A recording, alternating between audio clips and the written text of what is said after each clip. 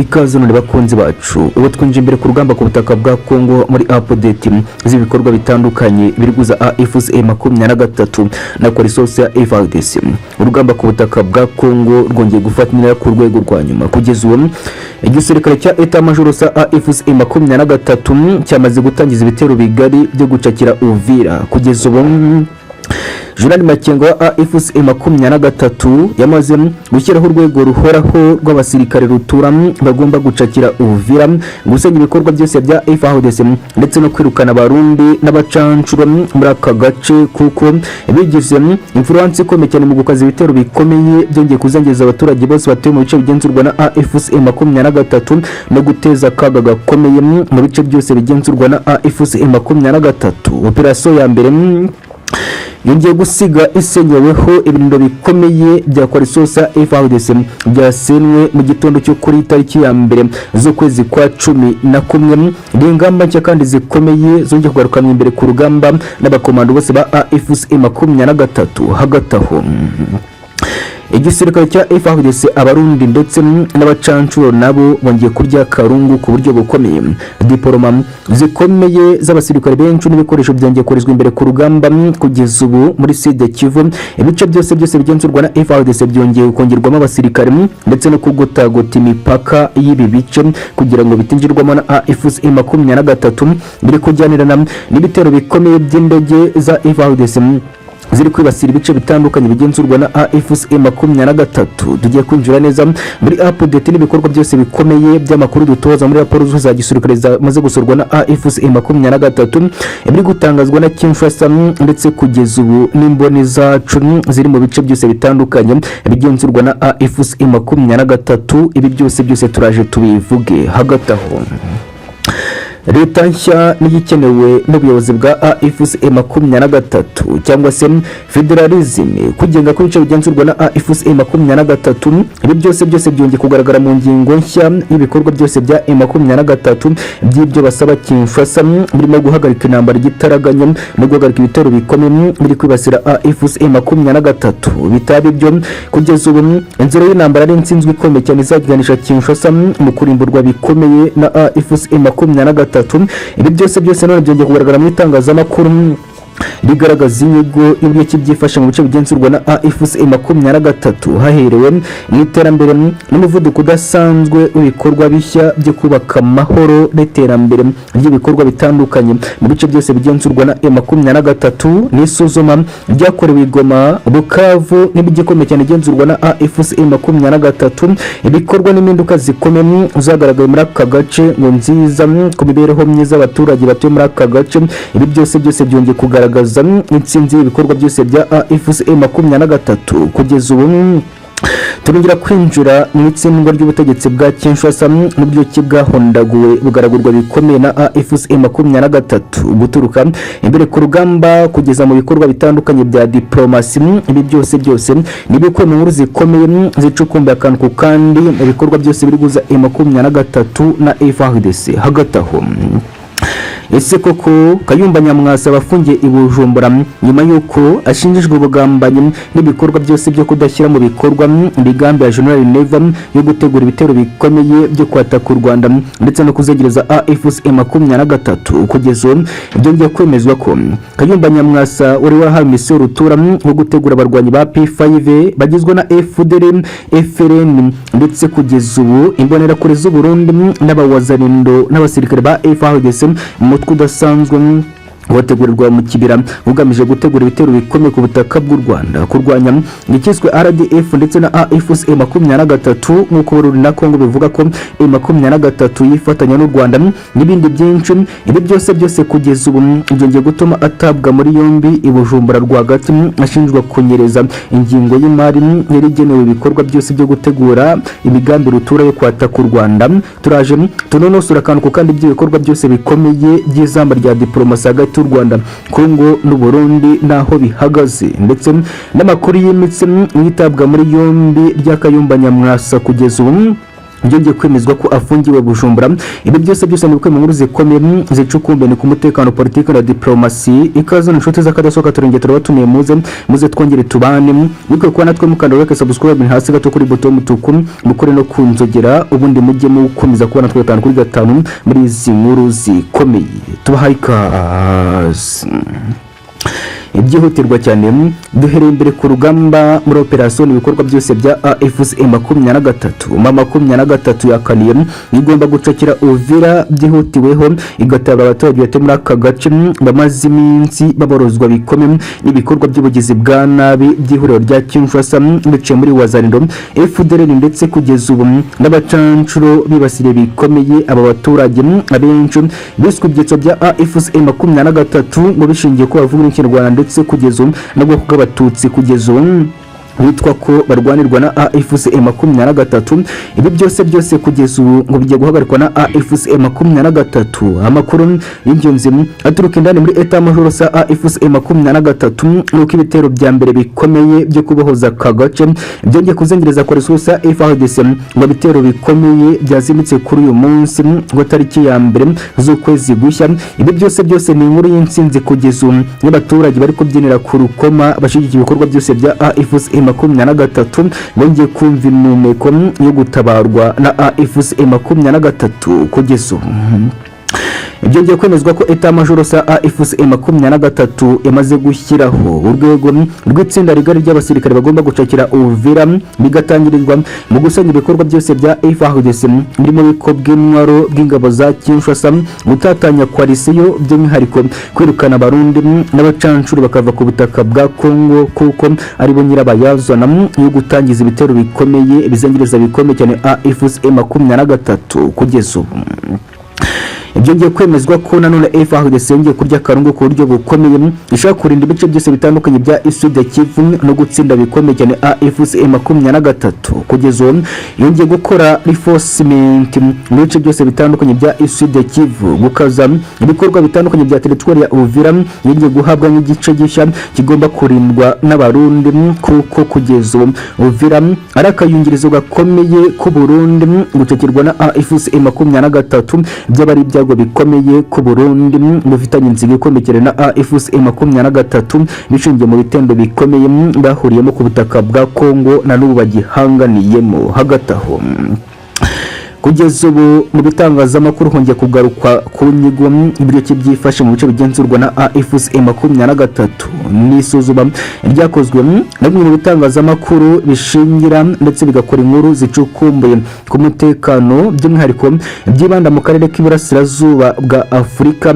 Bongeye kugaruka mu bikorwa byose bya AFCM 23 biga ku nyigo ibyo cy'ibyifashe mu bice bigenzurwa na AFCM 23 n'ubushakashatsi bwongeye kwibanda ku cyitwa federalism isabwa na AFCM 23 cyangwa se leta yigenga mu bice bigenzurwa na AFCM 23 niba koko byagerwaho ndetse ibi birashingira mu bikorwa byose bijyanye n'umutekano y'uburyo ki M23 yagaruye umutekano mu bice byose yafashe. Isuzuma byongeye kugaragaza ko M23 irusha Kinshasa uruhare runini mu gukomeza kubungabunga umutekano mu bice byacakiwe na AFCM 23 kwihutisha ibikorwa by'iterambere ku buryo bwa politike n'ibikorwa remezo. Ibi byose bigakorerwa ku neza y'ingo z'abaturage batuye mu bice bigenzurwa na AFCM 23 kugeza ubu.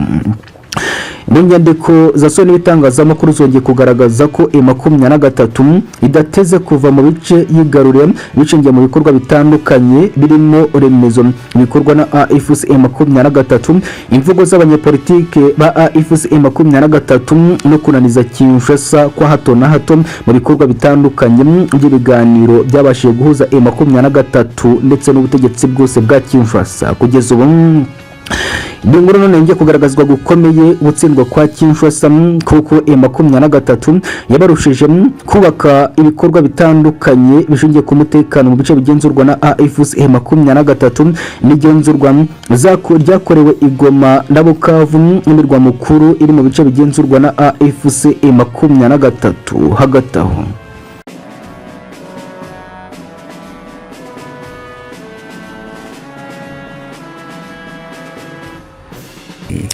ikaze mu bakunzi bacu tugarutse muri update z'ibikorwa byose byihutirwa byiri imbere ku rugamba biguza AFC M23 na FARDC. Twinjiye neza mu bitero bikomeye n'intambara z'injyana muntu zo kurwana uduce ziri kumvikana muri Sud Kivu na Nord Kivu hagati ya Etat Major zose zombi zihanganye imbere ku rugamba. Turagaruka na none mu bitero bikomeye cyane by'indege za FARDC kugeza ubu izetse bisasu n'iz'ubutasi zongeye kujagajaga ikirere cyose cya AFC M23 ni muri teritwari ya Rucuru. Ivumbi ryongeye gutumuka, abaturage benshi bari guhunga ibikorwa byose bya FARDC no kwikanga intambara rutura igiye guza Kinshasa ndetse na AFC M23. Amakuru akomeye cyane n'amatangazo muruza yagiye gutangazwa na Etat Major yose gisirikare cya M23 ihururiza n'ubwicanyi rutura bugiye gukorwa na FARDC muri gice kigenzurwa na AFC M23. Ibi byose turaje tubivuge. Hagati aho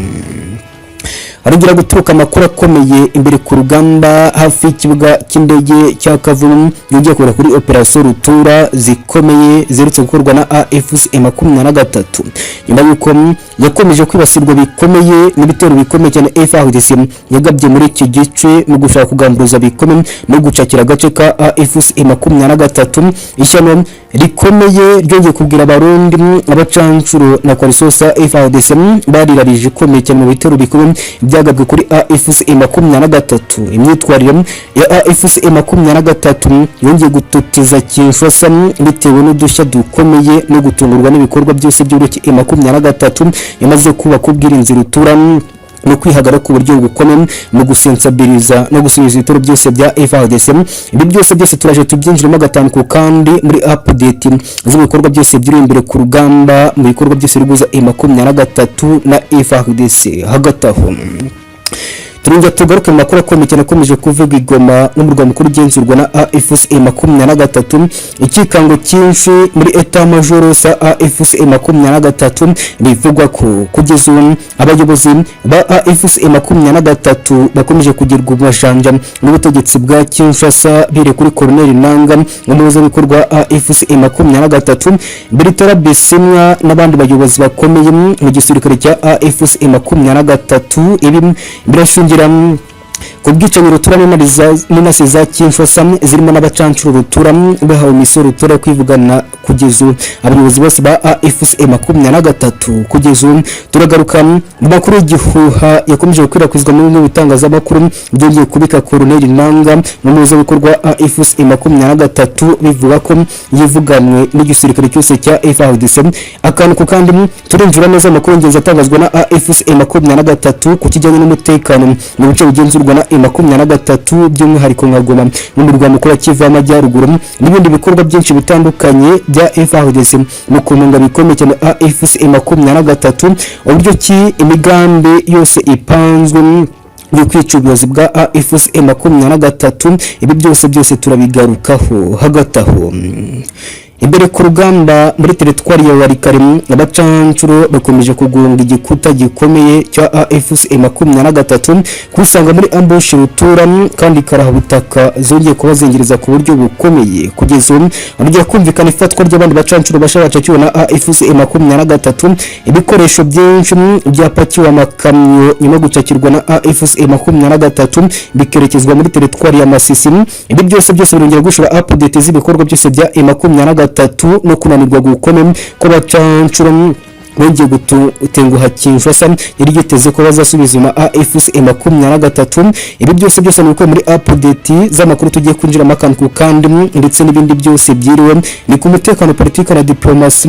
Ikaze n'inshuti z'akadasuka turingitura batumiye muze twongere tubane nuko kubona twe mukandura ke subscribe ni hasi gato kuri button tuku mukore no kunzugira ubundi mujye mukomeza kubona twitana kuri gatanu muri izi nkuru zikomeye. Tubahaye ikaze. Urugamba rurakomeje turacyari muri za update z'inkuru zikomeye imbere ku rugamba zo gufata uduce hagati ya M23 na FARDC. Kugeza ubu reka twongere duhere ku bitero bikomeye cyane Kinshasa agabwa kuri AFC M23 n'ibitero by'indege zitagira abadereve ndetse kugeza ubu n'indege kugeza ubu zo mu bwoko bwa Sukhoi 25 zihetse ibisasu ziri kunyuranyuranamo muri teritwari ya Rucuru mu gace kagenzurwa na AFC M23 kugeza ubu Rucuru n'agace gere muri Nord Kivu kagenzurwa na AFC M23 kazangirijwe bikomeye n'ibikorwa bikomeye by'abarwanyi ba FDL bakunze kwihirihimbya no kwija amashyamba agize aka gace bakazongeza bikomeye cyane AFC M23 ndetse bikavugwa ko aribo batanga amakuru y'ibikorwa byose bikorwa muri aka gace no kumunga bikomeye abaturage batuye mu bice bigenzurwa na AFC M23 mu gihe kinini hari kumvikana operasiyo zikomeye zo kuzengereza bikomeye abarwanyi ba FDL zikorwa n'igisirikare cya AFC M23 benshi bagacakirwa nk'uko bimaze iminsi bigaragara ko bari gucakirwa na AFC M23 bakibamba bigakekwa ko kugeza ubu ab'ingenzi bashikiriza u Rwanda no kubakura ku butaka bwa Kongo. Ibi byose bigakurwa mu nzira diplomasi hagati y'u Rwanda na AFC M23. Noneho Kinshasa amaze gutangiza ibitero bikomeye cyane muri aka gace bigamije kubizamo misoro turane ibikorwa byose bya M23 byo kugera ku ntego irambye yo gutsinda FDL zikarimburwa muri aka gace ndetse no guhagarika ibikorwa byose by'aba barwanyi. Kugeza ubu yongera gutangiza ibitero bikomeye cyane kandi bigari kuri AFC M23. Indege za mbere zongeye kurasa mu bice bitandukanye bya teritwari ya Rucuru cyane mu mashyamba aburizwamo ibirindo bikomeye bya AFC M23. Bivuga ko mu kirere cyose kugeza ubu kuva mu gitondo cya none hari gukomeza gukwirakwizwa indege za FARDC. Ibi byose byongeye gutitiza abaturage batuye muri aka gace abambere batangira gufunga nyuma yo kwikanga ibikorwa byose bikomeye by'intambara z'urudaca zijya kumvikana ahantu biri guhuza M23 na FARDC. M23 yongeye gusohora itangazo muruza ihamagarira isi yose kubuza Kinshasa no kwamagana ibitero bikomeye Kinshasa iri gutegura kuri AFC M23 bititaye ku baturage batuye muri aka gace kagenzurwa na AFC M23 kugeza ubu. Ibi byose birongera kusa na ntambara ikomeye yo kurwanira uduce iri kumvikana mu mbibi zose za Nord Kivu na Sud Kivu. M23 niyo byongeye kwemezwa ko ngiye gukaza ibitero bikomeye cyane muri Sud Kivu mu bice cyane bikikije Uvira na teritwari zegereye Uvira birimo teritwari ya Warungu n'ahandi henshi amaze iminsi humvikana ibitero bikaze biguza M23 na FARDC. Kugeza ubu habigira kumvikana igitero gikomeye na ambush yongeye kugabwa kuri Karisosa FARDC mu gace ka Shabunda hongera gupfiramo abasirikare bagera kuri 14 bongeye gutozwa ku ruhande rwa Kariso yose FARDC. Ibikoresho byinshi byongeye gucakirirwa muri aka gace. Ibi byose birongera kugaragaza intambara rutura n'ibikorwa byose byongeye gufata hagati ya M23 na FARDC. Kugeza ubu nagihindutse biri kwemezwa ko urugamba rwo gucakira Uvira rwamaze gutegurwa neza. Abasirikare bagomba gufata uyu murwa byongeye kwemezwa ko bamaze gutoranwa na Etat Major sa AFC M23. Ibikorwa bya mbere by'imbanza mushinga bigizwe na diploma za mbere rutura z'abasirikare n'ibikoresho byamaze kugerwa muri axe ya Uvira. Ibi byose byongeye gutera akanyamuneza abaturage batuye muri aka gace bagiye gutabarwa byihutiweho nyuma y'igihe kinini batabaza AFC M23 bishingiye ku bitero bikomeye by'ubugizi bwa nabi byabibasiraga bigabwa na wazarindo FARDC muri aka gace. Kugeza ubu ni update z'ibikorwa byose byihutirwa gutoza ku baturage batuye muri aka gace n'ibitangazamakuru bimwe byandikira ku butaka bwa Kongo byongeye kugaragaza update n'ibikorwa byose byo guhangana gukomeye no kwitegura intambara kuri guza M23 na FARDC. Hagati aho ikikango cyinshi muri Etat Major sa AFC M23 ubuyobozi bwashyizweho na AFC M23 cyane Goma n'umurwa mukuru wa Kivu y'Amajyaruguru ugenzurwa na AFC M23.